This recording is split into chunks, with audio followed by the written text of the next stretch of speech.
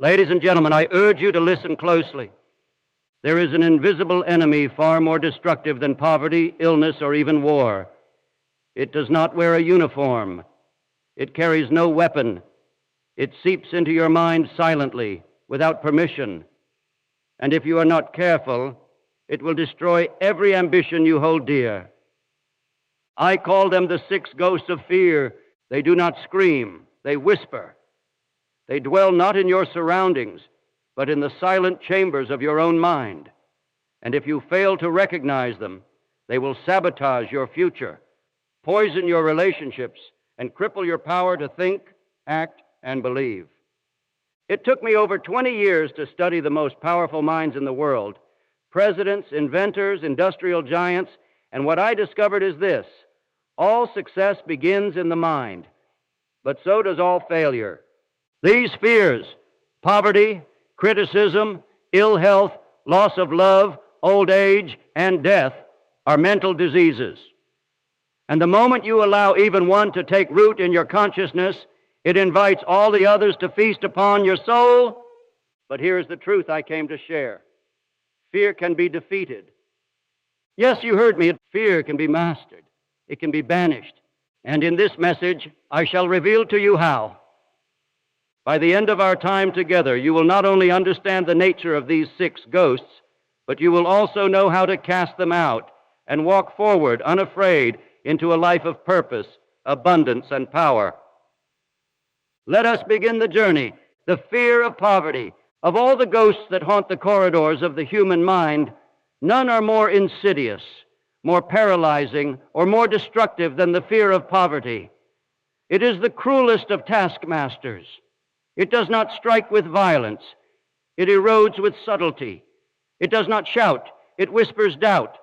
It does not imprison with bars of steel, but with thoughts of scarcity and lack. And once it has gained entry into a man's thinking, it infects every area of his life. The fear of poverty is not merely the concern of a man with an empty wallet. No, my friend, it begins long before the bank account runs dry. It begins the moment you hesitate to take a bold step because you worry about what you might lose. It begins when you settle for a life of mediocrity because you're afraid you might fail in pursuit of greatness. It begins when you say to yourself, I can't afford that, or I must be practical, or that dream is too risky. It is not money that is evil. It is the fear of not having money that corrupts the soul. This fear breeds compromise. It encourages silence when you should speak. It invites you to cling to a job you hate, to stay in a relationship that is toxic, to betray your true desires, all because the thought of going without fills you with dread. When a man is gripped by the fear of poverty, he becomes a beggar in spirit long before he is one in circumstance. He lowers his eyes. He shrinks his dreams. He lives by the opinions of others instead of the counsel of his own desire. And perhaps most tragically, he passes that fear on to his children, teaching them not how to create wealth, but how to fear the lack of it. Do you know how many great ideas have died in the minds of brilliant men and women because of the fear of poverty? How many books were never written? How many inventions were never built? How many businesses never launched? All because their creators allowed this ghost to whisper, what if you fail? What if you lose everything? What if people laugh at you? Let me be perfectly clear. Poverty itself is not the enemy. Many a man has lived nobly with little. But the fear of poverty, that is a disease of the mind. It is a parasite that feeds on your faith, your initiative, and your confidence. The cure begins with this truth. Riches begin in thought. Wealth is not first earned with your hands, but with your imagination. You must see abundance before you ever hold it. You must believe in your ability to create before the world ever rewards you. Banish the ghost. Replace fear with faith. Tell yourself daily, I was not born to struggle. I was not created for lack. I am aligned with abundance. And then act boldly, consistently, and without apology. Poverty may visit you, but it need not stay. Only your fear can invite it to remain. The fear of criticism. Let us now turn to another ghost, more silent than poverty, but just as fatal. It is the fear of criticism, a subtle, persistent enemy that robs more men of greatness than failure ever has. This fear does not announce itself boldly. No, it hides behind excuses, delays, and polite conformity. It dresses itself in respectability, cloaks itself in realism, and whispers, "What will they think of you?" From the cradle, we are conditioned to fear the disapproval of others. A child is scolded not for being wrong, but for being different. A student learns not to question, but to repeat. A man begins to dress, speak, and act not according to his nature, but according to what society deems acceptable. And so begins the long, slow death of originality. The fear of criticism is the jailer of the imagination. It binds your thoughts, your voice, your gifts. It convinces you to suppress your vision, to avoid boldness, to take only the steps others approve of. And in doing so, it kills the very force that makes you unique, your individuality. Understand this: no man ever achieved greatness by seeking the approval of the crowd. Every invention, every breakthrough, every great work of art or business was born in defiance of the majority's opinion. The masses do not applaud originality at first. They fear it. They mock what they do not understand.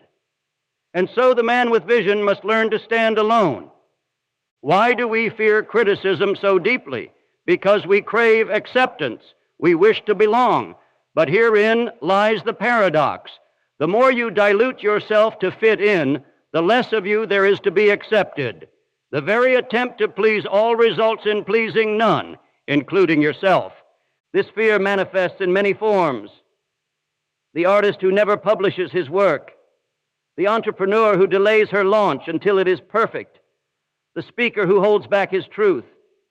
All are prisoners of invisible critics, people whose opinions often matter little, but whose voices ring loud in the prison of the mind. Let me remind you, critics are spectators. They watch, they judge, but they do not create. No statue has ever been raised to a man who played it safe and avoided judgment. Praise and blame are but shadows that follow action. You cannot receive one without risking the other. What is the cure? Courage. Not the absence of fear, but the will to act in spite of it. Say to yourself, I was not born to be silent. I was not made to conform. My truth matters. Then speak. Move. Building, create. Let the critics come. Let them sneer, question, gossip. For while they speak, you are achieving. While they watch, you are becoming. Criticism is inevitable, but fear of it, that is a choice. And every day you choose to listen to your critics instead of your calling, you trade your destiny for their comfort. Do not let their noise drown out your voice. The world does not need more approval. It needs more boldness. Be bold, the fear of ill health. Let us now examine the third ghost, the fear of ill health. This specter stalks the mind with shadows more frightening than pain itself. It is a fear that tightens the chest, quickens the breath, and feeds upon the very vitality it seeks to protect. Ironically, it is not illness itself that breaks most men. It is the dread of its approach. This fear is born of centuries of ignorance, magnified by those who profit from our anxiety. We are bombarded with suggestions that disease lurks behind every sensation, that our bodies are fragile, and that we are constantly at the mercy of some unseen ailment. The newspapers, the television, the whispering conversations of neighbors all seem to say, be afraid. You are vulnerable. And the mind, when it hears something often enough, believes it. That is the danger. You must understand, the subconscious mind is not a judge of truth. It accepts whatever you feed it, repeatedly and with emotion. If you constantly dwell on the possibility of illness, if you allow yourself to obsess over symptoms, or if you speak often of how weak or tired you feel, you are programming your body to obey that very expectation. You become what you think, And if your thoughts are laced with fear of sickness, the body will follow. The energy that could have gone into healing, into strength, into action, is now drained by worry. I do not deny that illness exists, but I declare with all certainty that fear of it is more dangerous than the condition itself. Many have died not from disease, but from dread. Many have remained in bed not from pain, but from panic. The fear paralyzes willpower, weakens the immune system, and opens the door to the very affliction it fears. You must also consider this. Who benefits from your fear? The purveyors of pills, the advertisers of ailments, the sellers of endless remedies. There is a great industry in keeping you afraid of your own body. But you were not born to live in fear. You were born to thrive. To banish this ghost, you must reclaim the sovereignty of your mind and body. Speak words of health. Visualize yourself strong. Refuse to indulge in conversations or content that poison your confidence in your own wellness. Feed your body with care, but do not obsess over every sensation. Rest, but do not wallow. Move even when it is hard. Smile even when it feels small. These are acts of defiance against the ghost. Remember, worry is not preparation. It is destruction. It is the opposite of faith. And faith, as I have said many times, is the head chemist of the mind. If you mix faith with your thoughts of health, your body will be your ally. But if you mix fear, you create your own prison. You were not made to live under the shadow of illness. Let your thoughts be your medicine. Let your belief be your shield. And walk forward in health, not because sickness is impossible, but because you have chosen power over panic, the fear of loss of love. Now let us confront the fourth ghost, the fear of loss of love. This is perhaps the most delicate of all the 6 basic fears, for it touches the tenderest corners of the human heart. Love is the grandest of all emotions. It binds souls, inspires greatness, and gives life its richest meaning. But when that love becomes threatened, when we dread its departure, the fear that follows can unmake a man. This fear grows from attachment, not to love itself, but to possession. It is not the desire to love another that causes the torment. It is the panic that they may stop loving us. The more we clutch, the more we fear to lose. The more we fear to lose, the less we truly love. And herein lies the paradox. The fear of losing love often drives away the very affection we seek to keep. It breeds jealousy, suspicion, controlling behaviors, and insecurity. The mind, gripped by this fear, interprets every glance, every word, every silence as a threat. It becomes a relentless interrogator, doubting intentions, fabricating betrayal, tormenting the soul with illusions. And what happens then? The partner, weary of distrust, drifts away, not because of some external force, but because the fear itself poisoned the relationship. You must understand, true love is not a contract of possession. It is a gift, freely given, and cannot be forced, demanded, or secured by fear. The moment love becomes a hostage of insecurity, it begins to die. The more you try to grip it tightly, the more it slips through your fingers. The fear of loss of love also shows itself when we are rejected, when a relationship ends, or when someone we cherish no longer feels the same. In those moments, the ego is wounded, the heart is hollowed, and the mind becomes a battlefield of what-ifs and regrets. But it is precisely in those moments that the soul is tested and has the chance to grow. No one is immune to the pain of lost love. I have walked that path, as have you. But hear me now. The loss of love is not the loss of life. It is a change in form, a new chapter. And those who allow fear to keep them locked in mourning, or who beg for what has gone, surrender their power to the ghost. How do we banish it? By replacing fear with gratitude. Be grateful that you have loved and been loved, even if for a season, be grateful that your heart knows how to feel so deeply. And above all, learn to love yourself, not as an echo of someone else's affection, but as a complete being. Self-respect, self-love, and a clear conscience are the greatest antidotes to this fear. The one who fears the loss of love becomes a beggar in relationships. But the one who gives love freely, without fear of return or loss, becomes a king. Choose to be the latter, for love, like wealth, comes most abundantly to those who are unafraid of losing it. Let your heart remain open, but let your spirit be strong. That is how you conquer the fourth ghost, the fear of old age. And now we come to the fifth ghost, the fear of old age. This fear, though often cloaked in jest or silence, casts a long shadow over the hearts of men and women. It begins with the first gray hair, the first wrinkle, the first forgotten name or slowed step.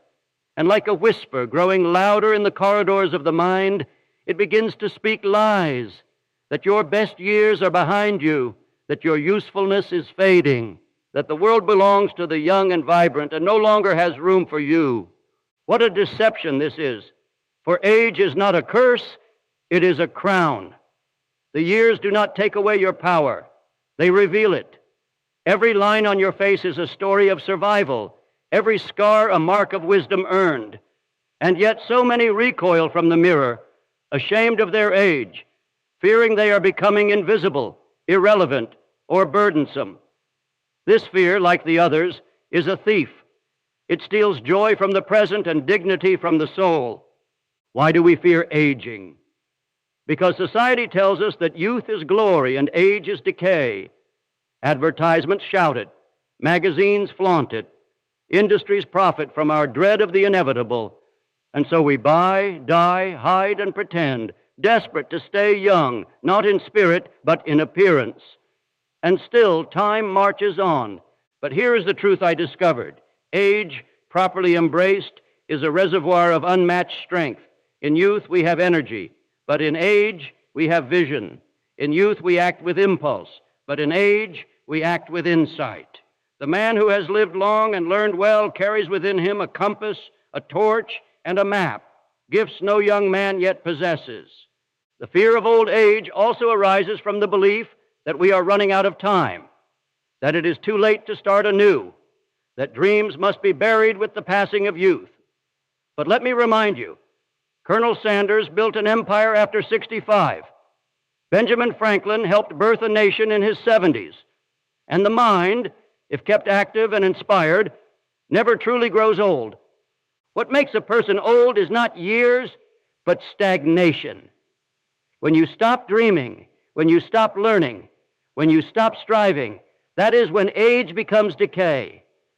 But if you rise each morning with purpose, if you keep your thoughts engaged in growth, you will not age. You will ascend. To conquer the fear of old age, shift your focus from what is lost to what is gained. Do not lament the fading of youthful pleasures. Celebrate the deepening of your wisdom, the ripening of your character, and the broadening of your vision. Be not afraid of what comes after youth. Be afraid only of wasting the wisdom that age offers. This ghost holds no power over the man or woman who understands that the soul does not age. You may be older in body, yes, but in spirit, you may still be at the dawn of your greatness. The fear of death. And now we come to the final ghost, the most silent, the most secret, and perhaps the most feared of them all, the fear of death.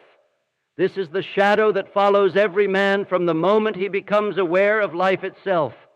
It is the hush in the hospital room, the tremble behind a loved one's goodbye, the unspoken fear that lies beneath our many distractions. We do not speak of it, yet we carry it. We do not name it, yet we run from it. The fear of death is the fear of the unknown. It is the mind's cry in the dark, asking, what lies beyond the veil? For centuries, men have built monuments, written scriptures, and waged wars, all in some way to conquer or understand this final mystery. But the fear remains. because the ego clings to life as its only identity. We believe we are the body, and the body must perish. Therefore, we fear the end of what we call self. But I say this to you, death is not an end, but a transition, and fear of it is wasted energy. To live in dread of the inevitable is to rob today of its beauty. The man who walks through life with the fear of death in his pocket walks half alive. He shrinks from risks, from adventures, from the full embrace of living, because always in the back of his mind is the whisper, what if it ends? But I ask you, does a rose hesitate to bloom because it will wilt? Does the bird cease to sing because winter approaches? No. They fulfill their purpose fully and beautifully. So should we. The man who has found his definiteness of purpose, who lives aligned with his highest values, fears not death. For he knows that his life, however long or short, has been spent well. The sting of death is in the unlived life, in dreams deferred, in love withheld, in truth unspoken. When a man lives fully, he dies peacefully. I have seen men clinging to life with desperation and others facing death with calm. The difference, one was filled with regret, the other with completion. Do not wait for death to teach you how to live. Let it remind you instead that time is precious, that every day is a gift, that each breath is a chance to create, to connect, to rise. This fear, like the others, can be mastered. Begin by seeing death not as a punishment, but as a teacher. It sharpens the moment, deepens gratitude, and strips away the trivial. It shows us what truly matters, not riches, not fame, but purpose, love, and contribution. And when we make peace with that, we stop fearing the end and start honoring the journey. The man who walks boldly toward life, who lives with purpose and presence, will not tremble before death. He will look it in the eye and say, I have lived. I am ready. And in that courage, he becomes immortal, not in flesh, but in legacy. And so, dear friend, we have arrived at the end of a journey most men never take. We have stepped behind the curtain and revealed the shadows that silently guide so many lives. The 6 ghosts of fear, poverty, criticism, ill health, loss of love, old age, and death, are not figments of imagination. They are real forces, embedded deep in the minds of men, strangling potential and burying ambition long before it can bloom. But today, you have done what few have dared. You have brought light into the darkness. You have named each fear. And in doing so, you have taken the first, most powerful step toward liberation. For when a fear is exposed, it begins to lose its grip. When it is understood, it begins to dissolve. And when it is confronted with courage, it vanishes like mist beneath the morning sun. Let me remind you, these fears are not your inheritance. You were not born with them. They were learned, planted into your subconscious by circumstance, by society, by repetition. But just as they were planted, they can be removed. Just as they took root, they can be uprooted. You were made for more. You were born not to be ruled by fear, but to rule your mind, your emotions, and your destiny. You are capable of great things, not in some distant future, but beginning today, right now. So I ask you, will you allow the ghosts of fear to walk beside you, dictating your every step? Or will you rise as the master you were born to be and say, no more? This is not the end. It is the beginning of your new life. You now hold the power that few possess, the power of awareness, the power of choice, the power of will. Walk boldly, live fully, and never forget, you are the master of your fate. You are the captain of your soul.